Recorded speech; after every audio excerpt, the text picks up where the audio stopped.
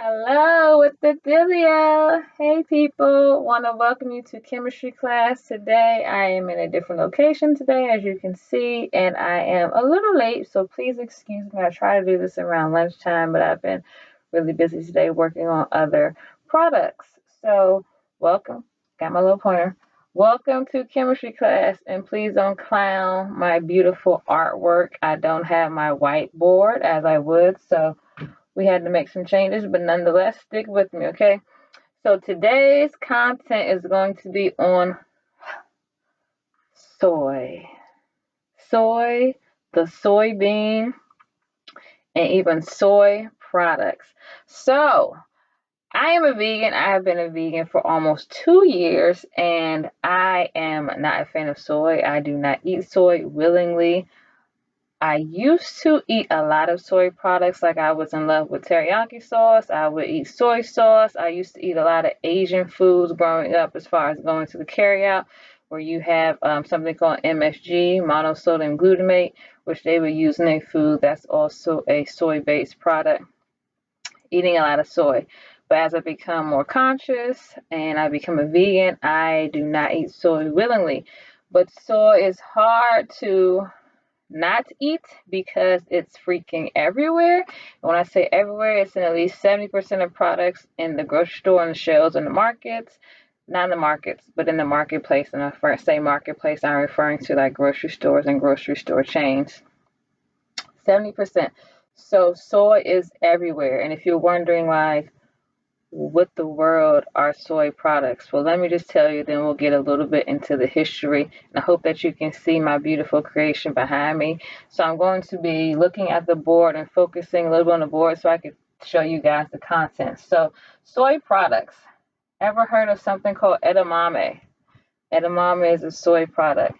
Tempeh, tofu, miso soup. You ever heard of that? Soy sauce. We love that when we're eating our sushi or we're eating our carryout. We have tamari, teriyaki sauce, protein isolate. Protein isolate is something that you will find mostly at, what comes to mind to me right now is protein powders.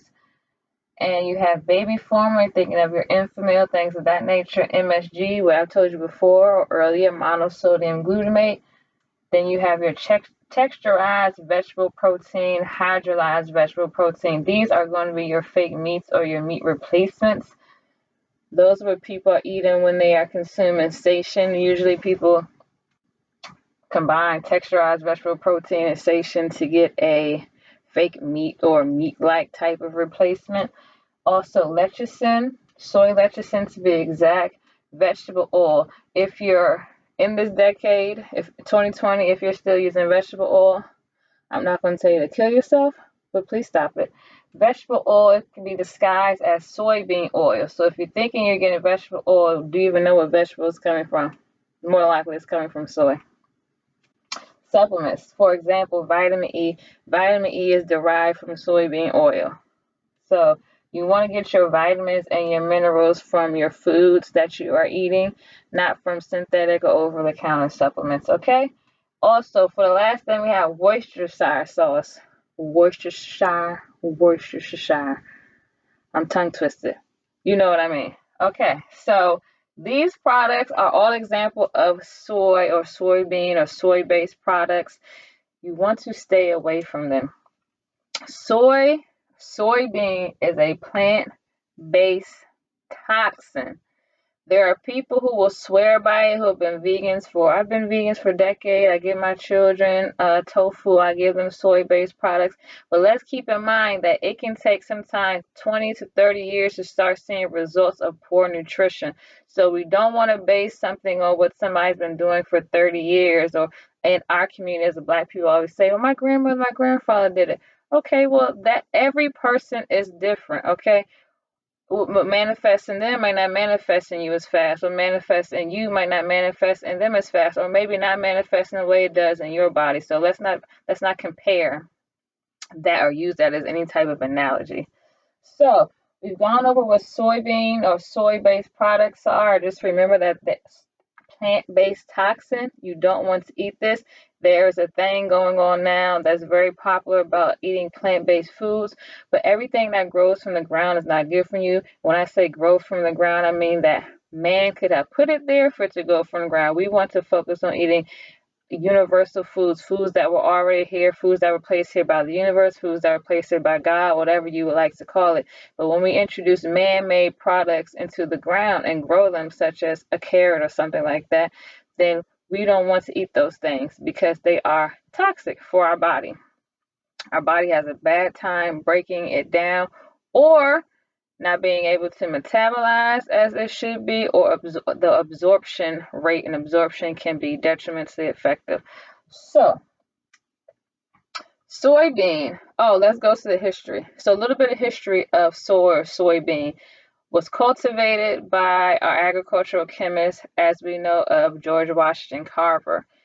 He used it for agricultural purposes when he discovered that it could be used as a rotational crop, meaning that you can put the crop of soybeans, introduce them around other products, other agricultural products, and that soybean has the propensity to take nitrogen out of the air and deposit into the soil, making the soil a better place for agriculture and to grow products. So that's how soy was introduced, I believe, into the United States by George Washington Carver, using it in that way.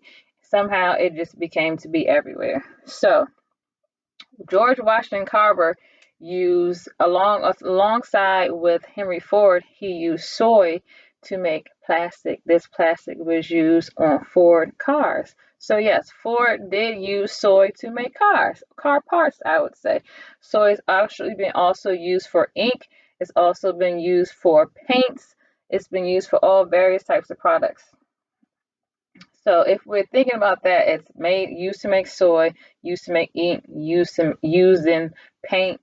Also, it's a plant-based toxin. Why the hell would we want to be ingesting it? Let's just think on that scale if we don't want to go too much into the chemistry. But before we go into the chemistry, let's go into some other things. Hope that you can see this as well. So soybean is a soy. Soy is a major food allergen. So much so it's a major food allergen in North America, meaning Canada and the United States. Now remember that I said it's in 70% of products on your store shelves. So if it's such a major food allergen, why is it everywhere?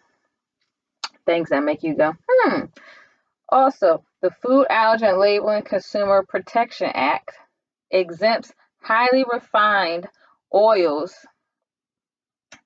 from being labeled. So basically, if you're in food allergies and one of the 8 food allergy groups and one of the 8 is soy, that means that if they're highly refined oil, which we will talk about in a second, that means that they don't have to be labeled. The label does not have to say that it contains soy, which is why you don't even know that you're consuming soy. Okay? Remember that. Major allergen and exempt because it's turned or transformed into a highly refined oil. Well, how do we turn soybean into a highly refined oil? Great question. Let's go to the board. So soybean oil, soybean is grounded up, and then we're going to introduce a chemical called hexane.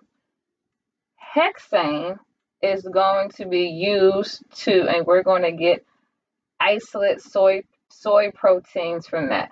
And then we're going to get a oil, which is highly refined. From that oil is going to be a byproduct called soy lecithin. Soy lecithin is like the sludge or the byproduct from the refined soybean oil. So remember, soybean oil, we're going to introduce hexane. Hexane is highly corrosive, it's flammable, it's a reproductive hazard. Not only that, but it's a hazard to aquatic life. So think about that. We're using this product to make soybean oil. And right here, when I said that we're going to make isolate soy proteins from introducing hexane, that's referring to what we talked about earlier, the protein isolates, which you will find in your protein powders, even in your candy bars. Look at the back of your labels and see when you're eating something, if you see protein isolate, that's going to be soy.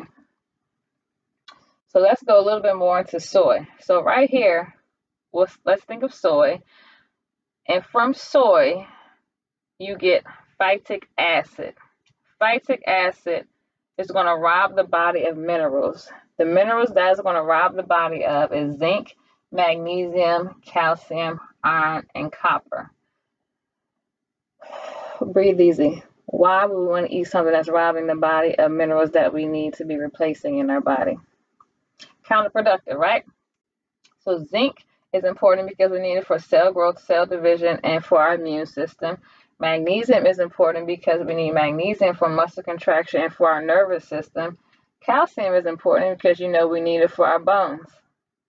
Iron is important because we need it for our blood. Copper is important. Why is copper important? What comes to my mind? For your brain, your powerhouse. So, we don't want to consume soy because it's going to rob the body of these minerals that we do need. So we want to stay away from soy. Why do you want to stay away from soy? Well, we just went over it. It is a plant-based toxin. Now, the soybean oil that I discussed that is made in the process of hydrogenation.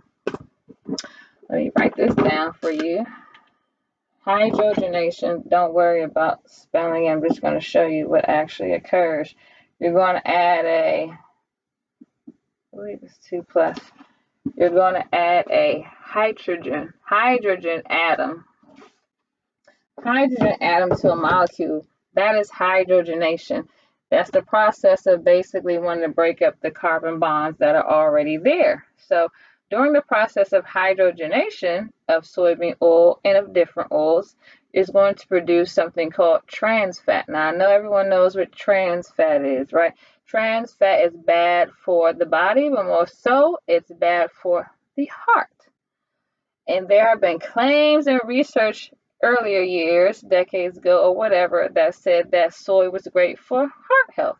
Now FDA is researching rolling that back because it has not been evidence to prove that. But from what I'm telling you, from our discussion, you can tell that adding trans fats into your diet is definitely not good for your heart health because that'll block the arteries to your heart, which can cause heart attacks. We don't want that. So this is why you don't want to eat soy. I hope that you enjoyed your quick and easy and simple guide to why you don't want to eat this plant-based toxin called soy. I hope that you do tune in next week for chemistry class. I know this week I did say that I was going to talk about marijuana, but soy was on my mind heavy, so I feel like I had to talk about it. So maybe next week we'll talk about marijuana, maybe we'll talk about sugar, maybe we'll talk about pharmaceutical drugs for ADHD. I don't know. You guys tell me what you want to hear me talk about next week, and then I guess we can go from there. Whatever kind of comes to mind that sits heavy in my mind, we'll talk about it. But as a takeaway, we wanted to know that soy, a major food allergen in North America, which is Canada and the United States, also, excuse the hell out of me, also that this food allergen has an exemption from not being labeled on products because it's highly refined. And I did not mention that if it's FDA states that if a trans fat is at least lower than 0.5 grams, or matter of fact, more than 0.5 grams, you do not have to label it. Did I say that right? Let me run that back. Trans fat. So trans fat does not have to be labeled if it's less than 0.5 grams, which is trace amounts. Forgive me. If it's more than 0.5 grams, then it does have to be labeled. Soybean oil has about 0.1 grams of trans fat, which means it doesn't have to be labeled as a trans fat, but doesn't mean that's not there. It's there in trace minerals. We don't want it there in any type of trace, any type of source. We don't want it there at all. So major allergen, exempt from labeling, includes trans fats. And what I want to go over before I leave you guys is a little bit of the risk factors associated, health risk factors associated with soy.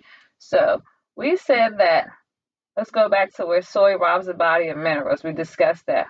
Also, soy is going to introduce something called phytoestrogen, which is a estrogen-like compound, which is not estrogen, but chemically similar to it, so it will bind to the same receptors in your body. And that's going to produce a lot of estrogen in the body, which is called estrogen dominance. So you're going to have overabundance of estrogen, which we do not want, especially synthetic estrogen. So if you're having hormonal issues, you're having endometriosis, you're having fibroids, also if you're having breast cancer, or you're having some type of reproductive issues happening with the female, you definitely want to make sure that you're staying away from soy. Soy also can contribute to breast cancer as well as other cancers and obesity. So we want to make sure that this is why we're not eating soy. So those are your take home or takeaways from this message from today. So I hope that you appreciated the content that I'm delivering to you guys today, and I hope to see you back next week. And please forgive me for my fake whiteboard, but it did justice nonetheless. See you guys.